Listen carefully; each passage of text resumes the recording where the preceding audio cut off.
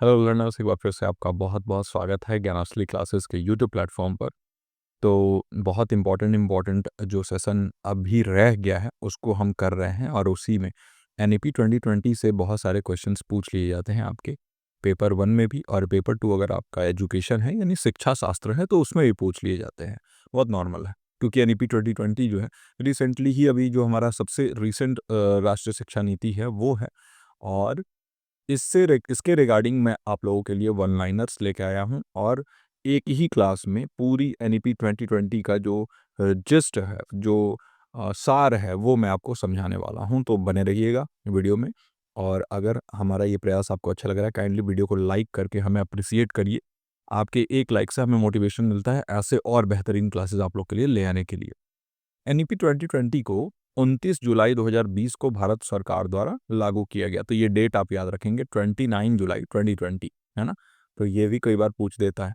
NEP 2020 जो है, सबसे पहला पॉलिसी हमारे यहाँ 1968 में आया था, जो कि कोठारी एजुकेशन कमीशन के रिकमेंडेशन पे आया था 1968 में। इसके बाद सीधे 1986 में पॉलिसी आई, जो कि आपके 18 साल बाद आई। और 1986 वाली पॉलिसी भी उसका क्रियान्वयन हो नहीं पाया था, उसका इम्प्लीमेंटेशन बढ़िया से नहीं हो पाया। तो 1992 में एक रिवाइज्ड प्रोग्राम ऑफ एक्शन आया, है ना। और इसके बाद सीधा ये राष्ट्रीय शिक्षा नीति जो 2020 जो है हमारी, ये आई है ना। तो ये बहुत लंबे अंतराल के बाद हमारे यहाँ देखने को मिला कि भाई हमें बहुत सारे बदलाव करने थे उच्च शिक्षा संस्थानों में, और जो आपके प्राइमरी सेकेंडरी सारे ही फील्ड में अलग अलग बदलाव करने थे। तो एनईपी 2020 ने ये काम किया है, बखूबी किया है। राष्ट्रीय शिक्षा नीति 2020 का लक्ष्य देख लीजिए। इन कीवर्ड्स को अगर आप याद रखेंगे तो आपको एग्जामिनेशन में बहुत सहूलियत होगा। एक्सेस, इक्विटी, क्वालिटी, अफोर्डेबिलिटी और अकाउंटेबिलिटी के ऊपर ध्यान दिया गया है ना। एक्सेस मतलब पहुंच होता है ना। तो हर एक बच्चा जो है वो विद्यालय तक पहुंचे, ऐसा प्रयास करना है। और इसके लिए नए नए विद्यालयों को ओपन करना, उच्च शिक्षा संस्थानों को ओपन करना। इक्विटी का मतलब होता है कि जिसको जैसी ज़रूरत उसको वैसा कंटेंट या हेल्प प्रोवाइड करना, है ना। तो एक इक्वालिटी और इक्विटी में डिफरेंस होता है। इक्वालिटी का मतलब होता है कि एक ही चीज़ सबको दे दिया, और इक्विटी का मतलब जिसको जैसी ज़रूरत है उसको हमने वैसी चीज़ें दी। क्वालिटी जो होता है, तो क्वालिटी का मतलब हो गया कि गुणवत्ता। तो उच्च गुणवत्ता वाला जो शिक्षण है, हाई क्वालिटी एजुकेशन। इसके अलावा अफोर्डेबिलिटी मतलब कम लागत में, कम प्राइस में आपको एजुकेशन प्रोवाइड करवाना। और अकाउंटेबिलिटी मतलब अगर कोई लो क्वालिटी एजुकेशन दे रहा है या अगर कहीं पढ़ाई में कुछ डिस्टर्बेंस हो रहा है, तो जो संस्थान है वो अकाउंटेबल बने, जवाबदेही तय हो कि कौन जवाबदेही, किसकी जवाबदेही होगी। तो ये एनईपी 2020 का लक्ष्य है ना। स्कूल एजुकेशन स्ट्रक्चर जो है, जो आपके विद्यालयी शिक्षा है, इसमें बहुत इम्पोर्टेंट बदलाव किया गया। पहले ये 10+2 सिस्टम पे चलता था, यानी 10th मतलब हाई स्कूल, +2 मतलब इंटर होता था। लेकिन अभी इसको बदल के 5+3+3+4 कर दिया गया है। और इससे जो है कई सारे प्रश्न पूछे जा चुके हैं ऑलरेडी पिछले एग्जाम्स में, पिछले परीक्षाओं में। नेट का ही जो एग्जामिनेशन हुआ है पिछले एग्जाम, तो आपके लिए एक एक लाइन आपके लिए इंपॉर्टेंट है। 5+3+3+4 का मतलब क्या हो गया? देखिए, शुरुआत के 3 साल जो है, ये देखिए इस वाले लाइन में लिखा है, फाउंडेशनल स्टेज में 3 साल आंगनबाड़ी का रहेगा, और 2 साल जो है ग्रेड 1 और 2 यानी फर्स्ट और सेकंड क्लास, है ना। इसके बाद अगर हम देखेंगे तो यहाँ देखिए, ये जो 3 है इसका मतलब हो गया 3, 4, 5, और ये जो 3 है ये हो गया 6, 7, 8, और ये +4 मतलब 9, 10th, 11th और 12th को हम जोड़ के देखते हैं। तो यही बात हम करते हैं कि भाई एकीकरण करना है, मल्टी डिसिप्लिनैरिटी के बारे में हम बात करते हैं कि अलग अलग विषयों को हम साथ में जोड़ के देखें। एक और बहुत इंपॉर्टेंट टर्म आ जाता है एनईपी 2020 में, ईसीसीई यानी early childhood care and education, इसका फुल फॉर्म है। इसको फॉर्मल फ्रेमवर्क में लाया गया है, ईसीसी को फॉर्मली इंटीग्रेट किया गया है एनईपी 2020 में। Early childhood care and education के तहत जो है हम आ- आंगनबाड़ी वर्कर्स, है ना, आंगनबाड़ी वर्कर्स जो है इनके ज़रिए हम जो है पढ़ाई करवाएँ, शुरुआत फाउंडेशनल फ्रेमवर्क रेडी करवाएँगे और फिर बच्चों को स्कूली शिक्षा में लाएँगे। अच्छा, एनईपी 2020 में मातृभाषा यानी मदर टंग का खासा ध्यान रखा गया है। रीजनल लैंग्वेज यानी क्षेत्रीय भाषा का ध्यान रखा गया है कि कक्षा 5 तक और ज़्यादा प्रयास हो कि कक्षा 8 तक जो है वो मदर टंग में या क्षेत्रीय भाषा में ही पढ़ाई हो। ज़बरदस्ती इंग्लिश या हिंदी थोपने की आवश्यकता नहीं है। एनईपी 20 में नो लैंग्वेज इम्पोजिशन को स्पष्ट उल्लेख है, मतलब किसी भी प्रकार से किसी भी भाषा को थोपना नहीं है। नेचुरली जो आ रहा है उसको बस आगे बढ़ाना है। थ्री लैंग्वेज फॉर्मूला के बारे में तो बहुत पहले से बात होता है और यही एनईपी 2020 में भी दोहराया गया है कि फ्लेक्सिबिलिटी हो थ्री लैंग्वेज फॉर्मूला में। एक तो आपका जो मदर टंग है, इसके साथ साथ एक कोई भी ऑफिशियल लैंग्वेज हो, इंग्लिश हो, फ्रेंच या जर्मन, चाहे जो भी आप हो, और हिंदी, है ना? तो ये आपका हो कि एक क्षेत्रीय भाषा हो गया, एक हिंदी और इंग्लिश हो गया। तो ये 3 लैंग्वेज कम से कम बच्चों को सिखाने पर जोर दिया जाए। अच्छा, बोर्ड की जो परीक्षाएँ हैं, वो बहुत ज़्यादा प्रेशर क्रिएट कर रही थी बच्चों के ऊपर। तो उस प्रेशर को कम करने के लिए अब बोर्ड की परीक्षाएँ इतना ज़्यादा उसको जो है महत्वपूर्ण नहीं, हम कह इसलिए कि अलग-अलग चीज़ों में डिवाइड कर दिया गया कि सिर्फ़ सिर्फ़ 10th बोर्ड में ऐसा नहीं होगा कि आप बहुत ज़्यादा नंबर लाना है तभी आप पास, नहीं। 9th और 10th को इंटीग्रेट करके कॉम्पिटेंसी बेस्ड बनाना है ना? कि कॉम्पिटेंट बने बच्चा। 10 ये ना हो कि सिर्फ नंबर 1 आया या इतने परसेंट आए, नहीं, ये भी ध्यान रखना है। तो इतना ज़्यादा इम्पोर्टेंस कम करना ताकि बच्चों के ऊपर से प्रेशर खत्म हो। मूल्यांकन में रटंत विधि जो होती है ना, रोट लर्निंग, इसकी जगह आप कॉन्सेप्चुअल अंडरस्टैंडिंग पर जोर है कि अवधारणाओं को समझे बच्चे, ना कि रटें। चीज़ों को रट के एज इट इज़ लिखना, वो उससे हट के चीज़ों को समझे और कुछ सृजन करे, कुछ क्रिएट करे। इसके बाद आता है परख। परख को नेशनल असेसमेंट बॉडी के रूप में प्रस्तावित किया गया है कि भाई परख एक नेशनल असेसमेंट बॉडी के रूप में प्रस्तावित हो, है ना? जो असेसमेंट करे, जो मूल्यांकन करने वाला एक बॉडी हो। एक और बहुत इम्पोर्टेंट यहाँ फिगर आता है और ये भी पूछ लेता है बार-बार, हायर एजुकेशन में जो ग्रॉस एनरोलमेंट रेशियो है ना, ये 50% का लक्ष्य रखा गया है 2035 तक। हायर एजुकेशन के बारे में हम बात कर रहे हैं। तो ग्रॉस एनरोलमेंट रेशियो जो है वो 50% हो। मतलब ये है कि जो बच्चे 12th पास कर रहे हैं, 12th पास करने के बाद एडमिशन जो बच्चे लेते हैं हायर एजुकेशन में, अभी वो बहुत कम है परसेंटेज, और इसको हमें 50% तक बढ़ाना है ना? 50% भी बच्चे 12th पास करने के बाद एडमिशन हायर में नहीं लेते।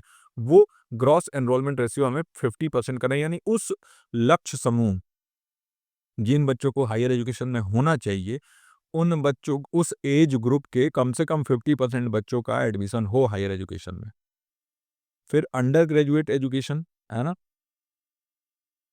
यानी स्नातक जो शिक्षा है, इसमें मल्टीपल एंट्री एग्जिट हो, यानी कि ऐसा नहीं हो कि अगर कोई बच्चा एंट्री लेता है और फर्स्ट ईयर पढ़ के अगर वो छोड़ देता है तो उसका 1 साल बर्बाद हो जाए, नहीं। क्रेडिट फ्रेमवर्क के ज़रिए क्रेडिट मिलेगा और बाद में भी एंट्री कर सकते हैं। इसीलिए एकेडमिक बैंक ऑफ क्रेडिट बनाया गया है, एबीसी। आजकल आपका एबीसी आईडी बनता होगा, जिसके बिना आप रजिस्ट्रेशन नहीं कर पाते होंगे अपने सेमेस्टर एग्जामिनेशंस के लिए। तो ये एकेडमिक बैंक ऑफ क्रेडिट इसी तरीके से काम करता है कि उसमें क्रेडिट स्टोर होता रहता है और आप एग्जिट ले सकते हैं कभी भी और फिर एंट्री भी कर सकते हैं। आपका क्रेडिट यूज़ हो जाएगा। हुँ। सॉरी। अब अंडर ग्रेजुएट डिग्री स्ट्रक्चर में 3 या 4 साल का जो ऑप्शन है, इसके साथ अब रिसर्च को जोड़ने की बात की जा रही है कि रिसर्च को इंटीग्रेट करना है ना?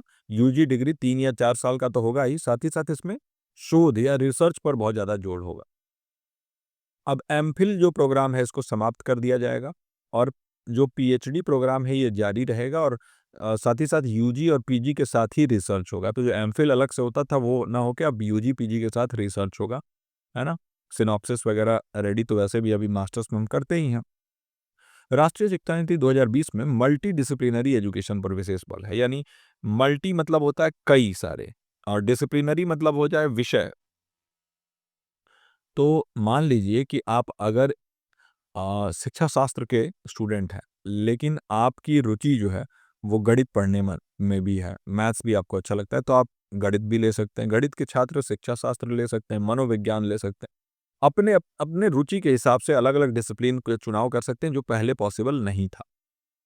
HEI यानी हायर एजुकेशन इंस्टीट्यूशंस, उच्च शिक्षा संस्थान जो है, इनको लार्ज मल्टीडिसिप्लिनरी इंस्टीट्यूशन में बदलने का लक्ष्य रखा गया है कि हर एक उच्च शिक्षा संस्थान अब बड़े-बड़े जो है वो अंतः विषय संस्थान के रूप में बदल जाएंगे और उनमें ही अलग-अलग विषयों का के मिक्स में पढ़ाई होगा।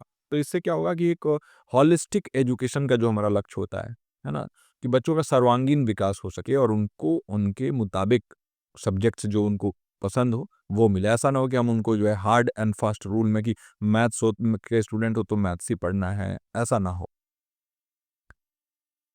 अब हैकी higher education commission of India, इसको एक सिंगल रेगुलेटरी अम्ब्रेला बॉडी के रूप में प्रस्तावित किया गया है कि जो है ये एक सिंगल हायर एजुकेशन रेगुलेटर होगा और कई सारे जैसे यूजीसी जो है यूनिवर्सिटी ग्रांट्स कमीशन, इसके अलावा एआईसीटीई जो है, ये एनसीटीई जो है, इन सब को हटा के सिर्फ एक अम्ब्रेला बॉडी होगा हैकी और इसके अंदर ही अलग अलग जो है इसके निकाय होंगे। जैसे एनएसी नैक हटा के और एनएसी आ जाएगा, नेशनल एक्रेडिटेशन काउंसिल आ जाएगा, है ना।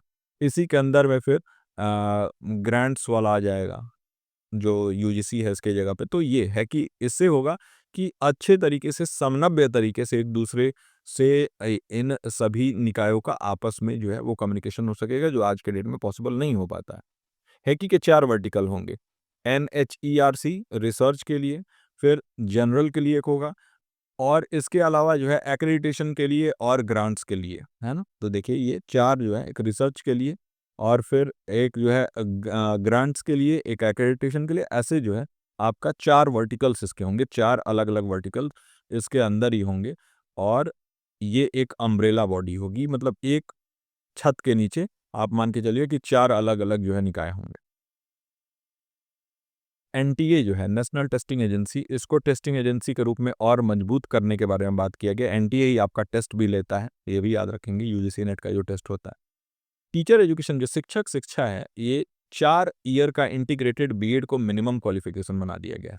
अब मतलब ये हो गया कि 12th के बाद आपको सीधा डिसाइड करना पड़ेगा कि आप बीएड करना चाहते हैं या नहीं। अब एक ऑप्शन के रूप में आप नहीं देखेंगे बीएड को, है ना?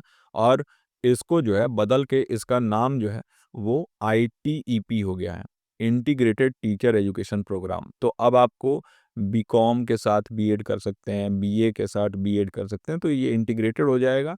तो 5 साल की जगह पे 4 साल में आपको डिग्री और ये बीएड भी आपका कंप्लीट हो जाएगा। टीचर का जो ट्रांसफ़र होता है, जो शिक्षकों का स्थानांतरण होता है और प्रमोशन जो होता है, उन्नति या प्रोन्नति जिसको हम कहते हैं, वो होता है, वो परफॉर्मेंस बेस्ड होगा अब, है ना? ये अब टाइम बेस्ड नहीं होगा बल्कि उनका कैसा परफॉर्मेंस है, कैसा पढ़ा रहे हैं, कैसा फीडबैक मिल रहा है, उसके आधार पर उनका प्रमोशन होगा। एनपीएसटी यानी national professional standards for teachers का प्रावधान आया है कि एक प्रोफेशनल स्टैंडर्ड बनेगा, टीचर्स का क्या स्टैंडर्ड होना चाहिए और उसके ज़रिए ही इनका आकलन भी होगा टीचर्स का।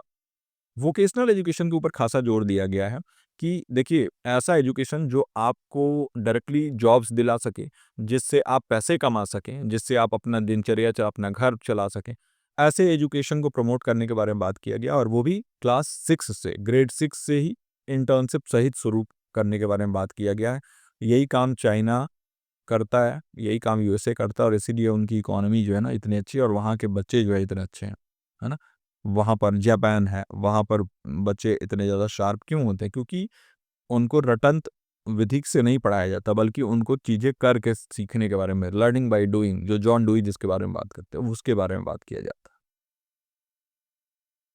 राष्ट्रीय शिक्षा नीति 2020 में इंडियन नॉलेज सिस्टम को इंटीग्रेट किया गया है और इसके ऊपर आपने देखा होगा बहुत सारे जो है वो सेमिनार्स होते रहते हैं। इंडियन नॉलेज सिस्टम, है ना? भारतीय शिक्षा प्रणाली जो है, तो जो हमारा एंशिएंट सिस्टम था उसको प्रिजर्व करने, हमारे एंशिएंट तरीकों को इंटीग्रेट करके और कैसे हम अभी मॉडर्न तरीके में अपने इंटीग्रेट करके और उसको आगे बढ़ा सकते हैं, उसको प्रिजर्व कर सकते हैं, इसके बारे में हमारे करिकुलम में हमारे इंडियन नॉलेज सिस्टम कैसे हेल्प करेगा, इसको इंटीग्रेट, इसको एकीकृत करना है।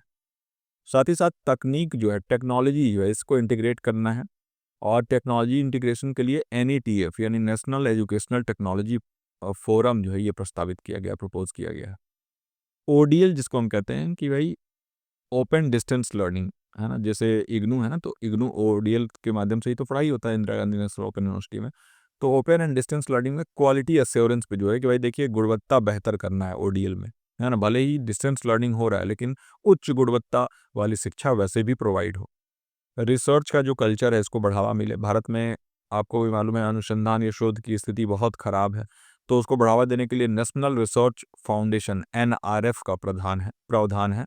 और NRF जो है वो रिसर्च को बहुत ही मजबूती से आगे बढ़ाएगा भारत में, तो ऐसा प्रावधान है।